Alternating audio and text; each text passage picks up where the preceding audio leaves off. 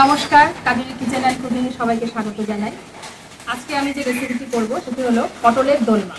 পটলের দোলমা সাধারণত এমনিই করা হয়, আজকে আমি চিংড়ি মাছ দিয়ে করবো।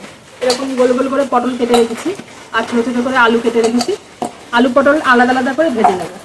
পটলের দোলমার জন্য আমি এখানে নিয়ে নিয়েছি লবণ, চিনি, হলুদ, আর নিয়েছি একটা কুচানো পেঁয়াজ, সেটা বেটে দেওয়া হবে, জিরে, আদা এগুলো সব বেটে দেওয়া হবে, শুকনো লঙ্কা, আর নিয়েছি লাস্টে নামানোর আগে গরম মশলা দেবো, আর কিছু কিশমিশ আমি জলে ভিজিয়ে রেখেছি। কিশমিশটা দিয়ে নামানোর আগে দিয়ে নামিয়ে নেব।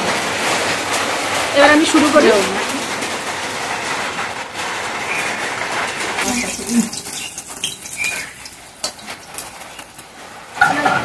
জিরেটা বেটে নিচ্ছে মা ওখানে, আর আমি এদিকে পটলটা ভেজে নিচ্ছি। মাছটা ভাজা হয়ে গেছে, চিংড়ি মাছ, আর তেলে আমি পটল ভেজে নিচ্ছি। পটলগুলো লাল লাল করে ভেজে তুলে নেব। পটলটা ভাজার সময় দিয়ে দেবো সামান্য লবণ,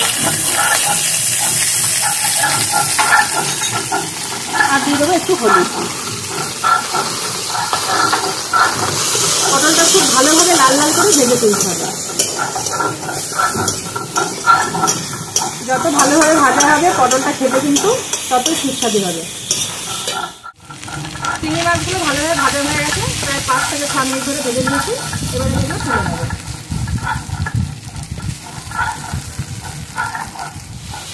আদা বেটে নিচ্ছি পটলের দোলমার জন্য। শুকনো লঙ্কা বেটে নিচ্ছে, সবশেষে পেঁয়াজ বেটে নেবে। এদিকে আমার পটলটা লাল লাল করে ভাজা হয়ে গেছে, আমি আবার তুলে নেব।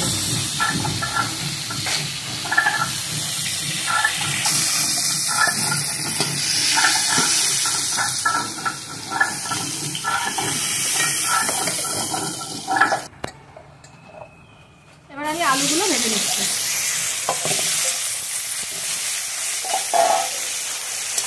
আলুগুলো দেখুন এইভাবে কেটে নিয়েছি, একেবারে ছোট না আর একেবারে বড় না। আলুটাও ভালোভাবে লাল লাল করে ভেজে নেব। আলুতে দিয়ে দিচ্ছি লবণ,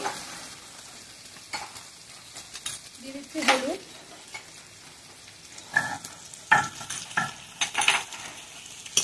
এবার সবশেষে মাটা পেঁয়াজ বেটে নিচ্ছে।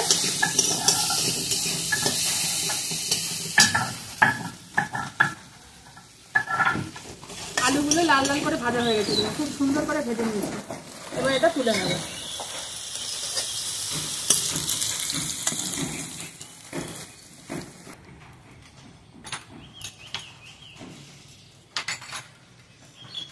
এবার আমি ফোড়ন দিয়ে একে একে মশলাগুলো কষিয়ে নেব। দিয়ে দিচ্ছি সাদা জিরে ফোড়ন, তেজপাতা। এবার আমি দিয়ে দেব পেঁয়াজ বাটা। পেঁয়াজ বাটাটা একটু আগে দিতে হবে, পেঁয়াজটা আগে ভালো করে কষিয়ে নিয়ে তারপরে অন্য মশলাগুলো দিয়ে দেবো।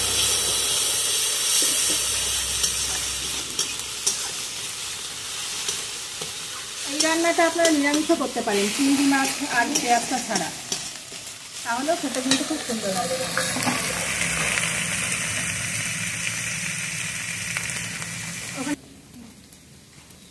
বেশ কিছুক্ষণ ধরে বৃষ্টি হলো, প্রকৃতিটা বেশ সুন্দর দেখাচ্ছে, আকাশটা তো দারুণ লাগছে। ওয়াও, খুব সুন্দর লাগছে দেখতে।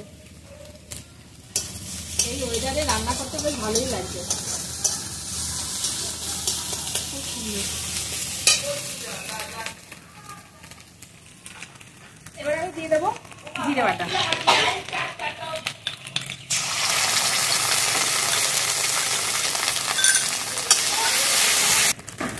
দিয়ে দিচ্ছি আদা বাটা।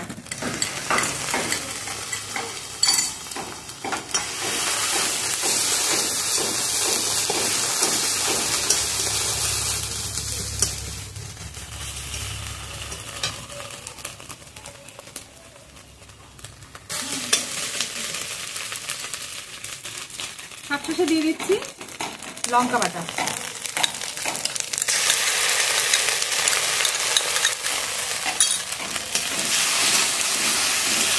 মশলাটা ভালোভাবে কষানো হয়ে গেলে আলু পটল ভেজে রাখা আলু পটলটা দিয়ে দেবো। দিয়ে দিচ্ছি আলু পটল।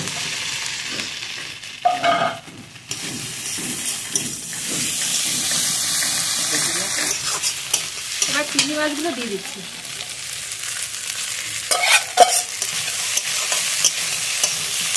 জল দিয়ে দিচ্ছি।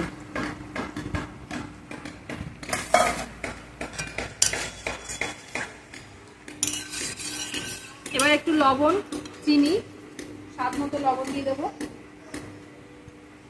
ভাজার সময় লবণ দিয়েছিলাম বলে একটু কমই দিলাম। আর দিয়ে দেবো চিনি। এই রান্নাটা একটু মিষ্টি হলে ভালো লাগবে। এবার আমি ঢেকে দিচ্ছি। 7 মিনিট পর এটা খুলবো। খুব সুন্দর ফুটছে, বক করে আওয়াজ হচ্ছে।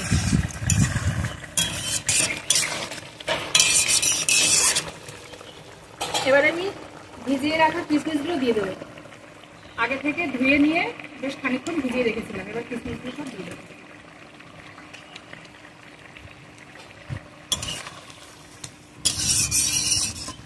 এই রান্নাটা সম্পূর্ণ গায়ে গায়ে হবে।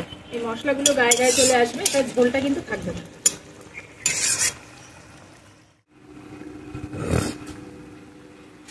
দেখুন একদম গায়ে মেখে গেছে।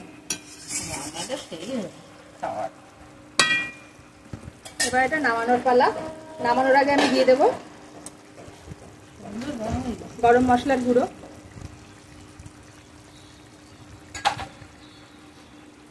একটু নাড়িয়ে নিয়ে, দেখতেও খুব সুন্দর হয়েছে, এটা খেতেও ঠিক ততটাই সুন্দর লাগবে। এবার দিয়ে দেবো খুব সামান্য পরিমাণে একটু ঘি। এটা আপনারা দিতেও পারেন, নাও দিতে পারেন, এটা অপশনাল। দিয়ে দিলাম।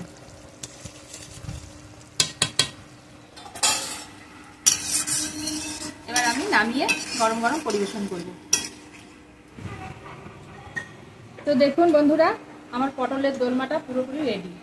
দেখতে কতটা সুন্দর হয়েছে, ঠিক এইভাবে আপনারা বাড়িতে বানিয়ে দেখবেন, কতটা ভালো লাগবে। তো ভিডিওটি যদি ভালো লেগে থাকে তো অবশ্যই লাইক, সাবস্ক্রাইব এবং শেয়ার করে দেবেন। তো আসি আজ, এরপর দিন অন্য কোনো রেসিপি নিয়ে আবার দেখা হবে।